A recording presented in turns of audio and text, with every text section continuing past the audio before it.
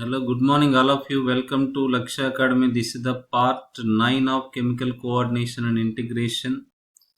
Part 9 of chemical coordination and integration. In this part, we are going to learn some part of the pituitary gland which we left in the previous part. Okay, that I will complete here.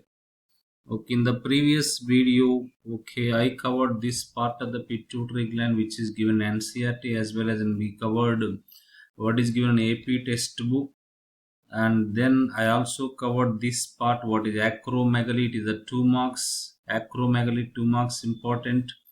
And glycogonadotrophins, androgens 2 marks. Androgens are produced by, that is a 2 marks question. Okay, next one, let us talk about this hormone here. LH hormone induces ovulation of the fully mature follicle, Graafian follicle, and maintains corpus luteum. And it is formed from the remnants of the Graafian follicle. Okay, the corpus luteum is formed from the remnants of the Graafian follicle. Okay, come to this one.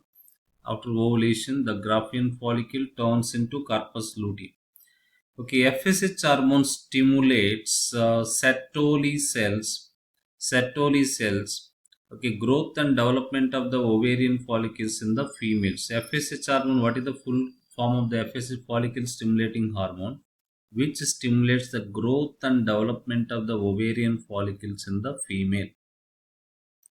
And FSH for hormone in the males, it acts on Sertoli cells. It acts on Sertoli cells. It acts on Sertoli cells, and these Sertoli cells produce one hormone called inhibin. What is that hormone? Inhibin hormone. Okay, this FSH hormone in males, it acts on Sertoli cells and which produce a hormone called inhibin. And next one, MSH hormone, melanocyte stimulating hormone, acts on the melanocytes, melanin containing cells, and regulates the pigmentation of the skin. This hormone is antagonistic to melatonin, which is secreted by the pineal gland. Next one, oxytocin acts on the smooth muscles of our body and stimulates their contraction. Okay, oxytocin acts on the smooth muscles of our body and which stimulate the contraction of the smooth muscles. Okay, next one, it stimulates the vigorous contractions of the uterus at the time of childbirth. Okay, for example, imagine this is the uterus. Inside the uterus, there is a baby here, and the baby is coming out because of contractions, powerful, vigorous contractions that occurred in the smooth muscles of the uterus, which are present in the myometrium, which is one of the layer in the wall of the uterus, and therefore baby comes out. Oxytocin acts on the smooth muscles of the body and stimulate their contraction. In female, it stimulates the vigorous contraction of the uterus at the time of the childbirth. And milk ejection from the mammary gland. It also stimulates milk ejection from the mammary glands. The other hormone is vasopressin. Vasopressin acts mainly at the kidney. You learned this one earlier. It is also called antidiuretic hormone and stimulates the reabsorption of water and electrolytes by the distal tubule, DCT, distal convoluted tubule, thereby reduce the loss of water through the urine. That means it is preventing the diuresis. That's why it is called antidiuretic hormone. An impairment affecting the synthesis and release of ADH, resulting in the diminished ability of the kidney to conserve water, leading to water loss and dehydration. An impairment affecting the synthesis of this hormone. For example, if the hypothalamus is not working properly and this hormone is not produced, if there is any problem in the neurohypophysis, this hormone is not released from the neurohypophysis. Okay, you can see here the neurohypophysis. Look at this one. This is the posterior pituitary, otherwise called neurohypophysis. From this, what is released into the blood, vasopressin, and it is coming to the kidney and acting on the nephrons in the kidney.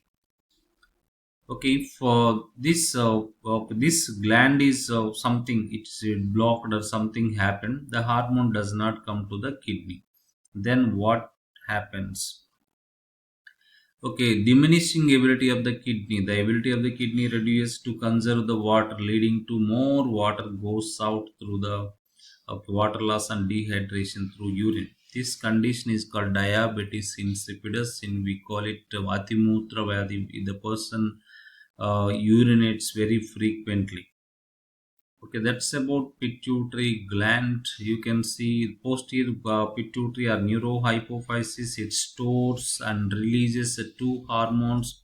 One is oxytocin. It stores and releases two hormones. One is oxytocin. The other one is vasopressin.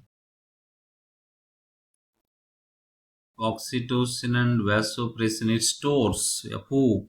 Posterior pituitary or neurohypophysis stores and releases two hormones called oxytocin and vasopressin, otherwise called ADH, antidiuretic hormone, which are actually synthesized by the hypothalamus and are called neurosecretions. What do we call them? Neurosecretions. And they are small chain peptides. Small chain peptides. They come under peptide hormones. Oxytocin works on smooth muscles of the body and induces their contractions. In females, it stimulates powerful contractions in the uterus and during the childbirth and ejection of milk from the mammary glands.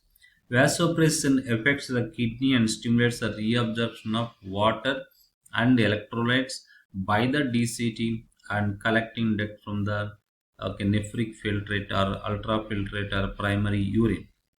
Thus, urine becomes hypertonic and diuresis is prevented, increased excretion of urine. Hence, it is called antidiuretic hormone ADH. What is that? ADH, antidiuretic hormone. So come to the next gland. What is this pineal gland or pineal body or pineal gland? Pineal gland, or otherwise called, one more name is there, epiphysis cerebri. Okay, we call it epiphysis cerebri, is located on the dorsal surface of the diencephalon. Okay, where is this gland? It is present on the dorsal surface of the diencephalon. Okay, that is the location of the pineal gland or pineal gland. Okay, you can observe here, this is the pineal gland. Okay, you can observe this is the epiphysis, epithalamus, this is the hypothalamus, epithalamus here, and thalamus here, and hypothalamus. I told you earlier, it is like a room. You can imagine like a room. Diencephalon, which consists of the roof is epithalamus, the walls are the thalamus, and the floor is the hypothalamus. Here pineal gland is here. Okay, but what about this gland? What are the functions of this gland? Okay, this is otherwise called epiphysis cerebri, located on the dorsal surface of the diencephalon. Dorsal surface of the diencephalon. The pineal secretes a hormone called melatonin hormone. It plays a very important role in the regulation of 24-hour diurnal or circadian rhythms of our body. For instance, it helps in the maintenance of the normal rhythms of the sleep wake cycle. It also helps in maintaining normal rhythms of sleep wake cycle. Every day we go to bed and we get up, we sleep and we wake again. Okay, this entire that sleep wake cycle is controlled by this hormone, and also thyroxine, also body temperature. And besides this, melatonin influences the metabolism and pigmentation of the skin, pigmentation, menstrual cycle also. It influences the defense capability of our body, defense capability of immune system, or defense capability of our body. In some animals, it stimulates the gonads, while in others, it inhibits the gonads. Okay, the next, another important point, secretion of melatonin is more in darkness, nighttime. And recent studies, okay, during nighttime, as the time progresses from evening 16 to 6 to 7, 7 after 8, what happens is darkness increases, less light enters into your eyes, more melatonin is produced, you get sleep. Secretion of melatonin is more in darkness, nighttime. Recent studies indicate that the main target of melatonin is the suprachiasmatic nucleus of the hypothalamus. Has a different nuclei. Different nuclei. Nuclei means group of cell bodies. One of them is SCN, suprachiasmatic nucleus of the hypothalamus. It is which acts as a biological clock in the human being. What is the biological clock? SCN, suprachiasmatic nucleus. Next, another important point. Melatonin is known to inhibit pubertal onset in the normal children. Okay, when a child is born, okay, the child grows, and when he reaches 12 years or 13 years, at the time puberty starts, onset of puberty. Why a child or a baby boy or baby girl or boy or girl, okay, they do not get on the puberty at the time of birth because of this hormone. This is known to inhibit pubertal onset in normal children at pubertal time. Okay, when you reach 12 years or 13 years, when you are in the 12 or 13 years or old or 14 years, its level show sharp decline, 75% of its normal level.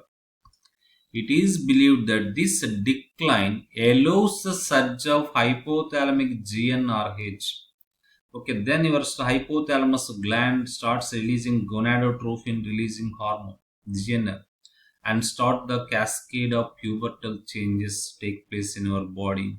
In boys, development of mustache, beard, and in female, development of the breast.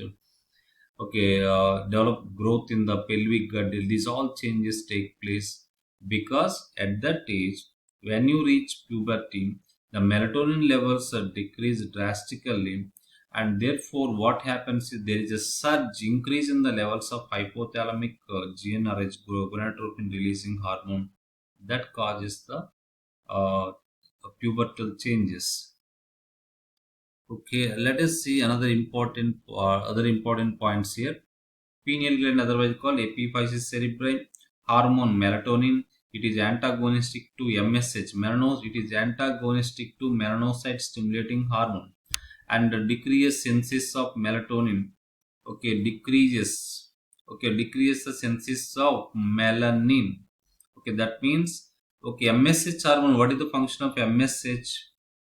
Okay, MSH hormone increases the production of melanin, but this hormone decreases the synthesis of melanin. Make the When the melanin is less, your skin becomes light color.